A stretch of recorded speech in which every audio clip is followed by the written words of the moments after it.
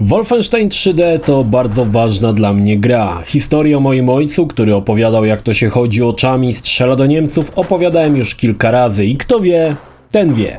Niemniej, gdy pierwszy raz znalazłem się w zamku Wolfenstein, odpadłem. Był to zupełnie nowy gatunek gier. Wtedy skrót FPS jeszcze nie istniał. Było to coś nowatorskiego, coś nowego i zwiastowało erę nowego gatunku gier, w których chodzi się oczami.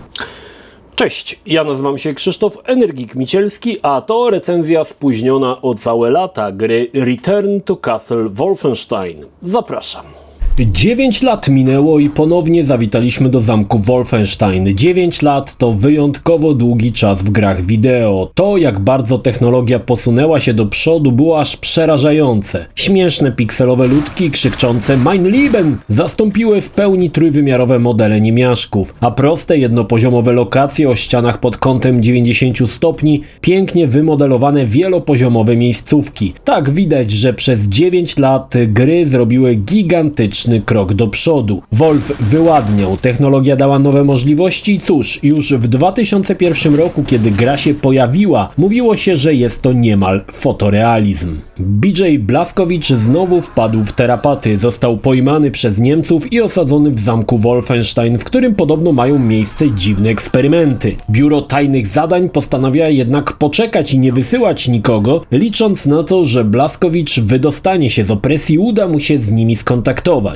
Blazko to nie typ, który kłania się kulom. Szybko rusza zbadać, co się dzieje w zamku Wolfenstein i trafia na trop SS Paranormal Division, której marzy się stworzenie iberżołnierza. Fabuła to takie trochę placebo, aby coś tam było. Nie jest ona jakaś odkrywcza, ale stara się jakoś pospinać te wszystkie misje razem, więc raz łazimy po katakumbach zamku, walcząc ze szkieletami, innym razem próbujemy powstrzymać wystrzelenie rakiet V2. No, powiedzmy sobie szczerze, za 3 miesiące lepiej to ogarnie Medal of Honor, który da nam ciągłość misji i ciekawe kampanie. Tutaj ma się wrażenie, że to takie niepowiązane ze sobą epizody, które starano się na nitkach jakoś powiązać z bractwem Thule i Himmlerem, ale widać, że fabuła, no cóż, nie była oczkiem w głowie deweloperów. Return to Castle Wolfenstein to staroszkolny shooter, proste, jasne zasady. Idziesz i walisz do każdego, kogo widzisz. Gdzieś tam w tle śledzimy historię i cele misji. Ba, nawet mamy notatki, które trochę nam rozwiną całą historię, ale powiedzmy sobie szczerze, to tylko tło do rozwalania niemieckich hełmów i nazioli w pięknych okolicznościach przyrody. Gra została napisana na silniku id-Tech 3, który od czasu Quake 3 Arena przeszedł kilka modyfikacji, głównie pod generowanie dużych, otwartych map, z czego gra bardzo chętnie korzysta. Wolf, pomimo upływu lat, nadal potrafi zachwycić właśnie rozległymi, dobrze zaprojektowanymi mapami, a te, no cóż, zaskakiwały w swoim czasie swoim rozmachem. Szkoda, że nie pokuszono się tutaj o delikatne elementy przygodowe, bo Blazko poza parciem do przodu i kapiszonowaniem kolejnych Niemców raczej nie wysili swojej mózgownicy za często, choć zdarzają się misje, które wymagają uruchomienia jakichś mechanizmów, to jednak przydałoby się coś na wzór No One Lives Forever. Patrzę też na Wolfa z perspektywy wydanego kilka miesięcy później Medal of Honor. Zabrakło mi tutaj trochę ciekawych skryptów, które by pchały historię do przodu. Nawet fragmenty jakiegoś poziomu, po którym poruszamy się samochodem, byłyby spoko, jednak tutaj to chodzony FPS i nie ma czego więcej oczekiwać. Return to Castle Wolfenstein to jedna z tych gier o prostych założeniach. Masz pistolet, przed tobą dość liniowy poziom. Niemcy, apteczki, amunicja, od razu wiesz, co masz robić. Po prostu przesz do przodu, eliminując niemiachów jeden po drugim. Do dzisiaj potrafi zaskoczyć kilka fajnych elementów, na przykład to, jak niszczą się flagi ze swastykami.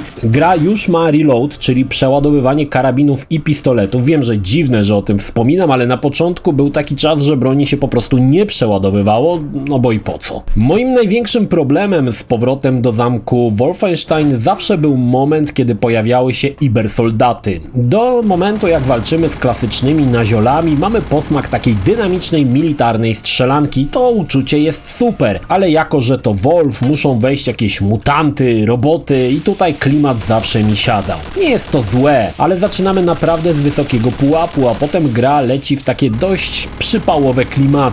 Trochę jak w pierwszym Far Cry. Do momentu, aż walczysz z najemnikami, jest super, ale jak wjeżdżają mutanty, to już się się po prostu odechciewa. Jednak to uczucie takiej negacji dość szybko gdzieś odpływa i skupiłem się na rozgrywce, bo pomimo, że Ibersoldaci gdzieś tam potem się pojawiają, to przez całą grę nadal są nasze ulubione niemiaszki, których zakute łby domagają się soczystego headshota. Rozumiem, że Wolf zawsze szedł w stronę takiego science fiction i rozumiem, że ludzie to lubią, no ale ja akurat nie lubię. Ale to raczej moje subiektywne odczucie, więc nie bierzcie go pod uwagę. Nawet pomimo wad, dzisiaj gra się w to bardzo fajnie. Widać, że jak jest gra dobrze zrobiona, to obroni się nawet za kilkadziesiąt lat, a Wolf właśnie taki jest. Fajny, prosty shooter od znawców tematu. Nie będzie to gra, do której szybko wrócisz, ale nie znaczy to, że będziesz źle się bawił. Widać, że gameplayowo przetrzymał próbę czasu i można przy niej bawić się naprawdę bardzo dobrze. Wolf wciąż oferuje całkiem niezłą oprawę. Modele postaci w cutscenkach, szczególnie dyrektora biura tajnych zadań, wygląda nadal świetnie. Tekstury otoczenia może i mają niższą rozdzielczość, ale wciąż prezentują się godnie. Owszem, tu i tam zabrakło wielokątów, ale pamiętajmy, że to gra, która ma na karku 23 lata. Fajnie wypadły damskie postacie z żeńskiego komando, nadal to ładne, zdrowe niemieckie Fräuleiny z przyjemnymi buźkami, nawet pomimo braku poligonów. No, na pewno ładniejsze niż niektóre dzisiejsze pokraki, których powieka ma więcej wielokątów niż cała postać z Wolfensteina. Jedyne co może doskwierać to dość puste, ogromne obszary w niektórych misjach i tak daje to poczucie swobody, ale kilka drzewek na pagórkowatej polanie to zdecydowanie za mało. Ale jeśli tylko wchodzimy w bardziej ciasny teren, jest naprawdę w porządku. Zamek Wolfenstein czy kolejne wioski mają potężny klimat i nawet dziś mogą się podobać.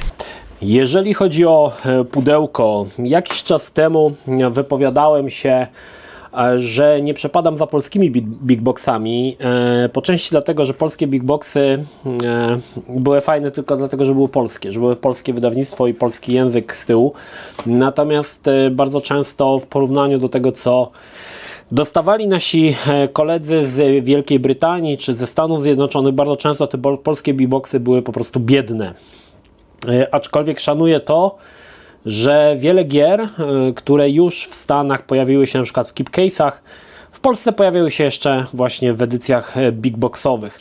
I z Return to Castle Wolfenstein też jest ciekawa rzecz, bo gra dostała edycję kolekcjonerską, którą Wam tutaj pokażę, w takim fantastycznym metalowym pudełku. Wszystkie te zniszczenia, które widać na pudełku, nie wiem czy to widać tutaj, również z tyłu, te wszystkie przetarcia, no to jest oczywiście zrobione specjalnie, to nie jest to, że to pudełko jest zniszczone, ono miało tak właśnie wyglądać. I w takim właśnie metalowym pudełku no dostawaliśmy Return to Castle Wolfenstein z eleganckim logo, to logo też jest wypukłe. No powiem Wam, że jak dla mnie fantastyczna rzecz. Nie jest to steelbook, tylko takie właśnie fajne metalowe pudełko. Tutaj mamy też tłoczenia, no bardzo fajnie. Z tyłu oczywiście informacje, co znajdziemy w środku. To wszystko jest chyba nalepione na to metalowe pudełko, to nie jest wydrukowane na metalu, to jest tekturka, tak? No dobra, jeżeli otworzymy sobie grę. Oj, trochę mam tutaj zmodyfikowane. Pozwólcie, że tu szybko zmienię i ustawię tak, jak powinno być. I gdy grę otworzyliśmy, dostawaliśmy pierwsze co to tytuł. Gra oczywiście miała numer seryjny, który trzeba było podać podczas instalacji. Nawet jeżeli zobaczycie, to nic wielkiego. Dzisiaj ta gra już powiedzmy szczerze nie jest oficjalnie w sprzedaży, także jak zobaczycie ten kod, to przynajmniej będziecie mieli kod, żeby sobie grę zainstalować, tak? Czyli mieliśmy pudełko, oczywiście w środku mieliśmy grę z z podstawową, nawet nie z instrukcją, z klawiszologią, słuchajcie, był kartonik włożony. Również ta instrukcja, zauważcie, że też była taka przygotowana w taki sposób, żeby tutaj były jakieś zniszczenia, przetarcia, wszystko oczywiście było w pewien sposób spójne z tym, co mieliśmy w środku. Co jeszcze było ciekawego? Dostawaliśmy drugą płytę Interactive CD z... Szczerze mówiąc nie wiem, co na tej płycie jest, bo nie wiem, czy kiedykolwiek ją włączyłem. Aha, mamy tutaj, słuchajcie. Mamy Making of Return to Castle Wolfenstein, mamy jakiś screensaver i mamy game story, background i jakieś takie informacje na temat gry. Mamy nawet muzykę w wykonaniu Fu Manchu, Simon Says, Third Strike i The Full Nine. Nie wiem, czy to jest Nine Inch Nails, nie wiem, ciężko mi powiedzieć.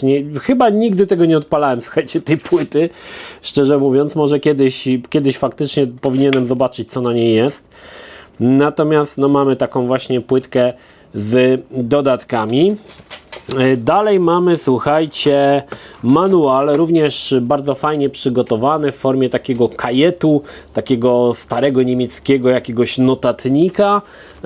Również strony w środku, zobaczcie, są takie troszkę, wyglądają na podstarzone. Oczywiście to jest wydruk, no mega fajny, mega klimatyczna, słuchajcie, rzecz. I to naprawdę dobrze wygląda, na przykład zdjęcia, że są przyklejone plastrem do tego. No to naprawdę robiło robotę, nie? To są takie detale, które wydaje się, że nie mają znaczenia, a jednak kiedy przeglądasz tą instrukcję i widzisz na przykład, że to jest właśnie taką czcionką ze starej maszyny niemieckiej do pisania, no to naprawdę robi wrażenie. I to było fajne właśnie to, że oni dbali o takie właśnie detale. Na przykład zobaczcie, tu mamy na przykład stempel jakiś, co tu jest, 20 chyba lipiec 1940 roku, stempel, który też jest taki niepełny, jakby wiecie, jakby jakaś niemiecki komendant podstemplował. To są właśnie takie fajne, malutkie detale, które w mojej opinii budują klimat, tak? Nawet tu mamy, zobaczcie, podpis jakiegoś niemieckiego oficjela, tutaj u góry również się znajduje. Oczywiście to wszystko jest wydrukowane, to nie jest to, że to faktycznie podpisał mi się tutaj Adolf Hitler, a szkoda, ale jest to wydrukowane specjalnie w grze. Co jeszcze mieliśmy ciekawego? Mieliśmy, słuchajcie, plakat. Plakat taki, powiedzmy sobie szczerze, trzyczęściowy, w którym mogliśmy zobaczyć wszystkie postacie występujące w grze i przeciwników, i chyba naszych ziomeczków, między innymi te postacie, które pojawiały się w cutscenkach, także taki fajny plakacik żeśmy dostawali. No i słuchajcie, jeszcze żeśmy dostawali. Co jeszcze żeśmy dostawali? Taką nie przypinkę, to jest naprasowywankę, która była, to było zrobione z nitek, czyli to było, jak to się mówi, Boże, nie wydrukowane, tylko, no wiecie co, no naprasowywanka, tak, można sobie było na piersi nosić, tutaj.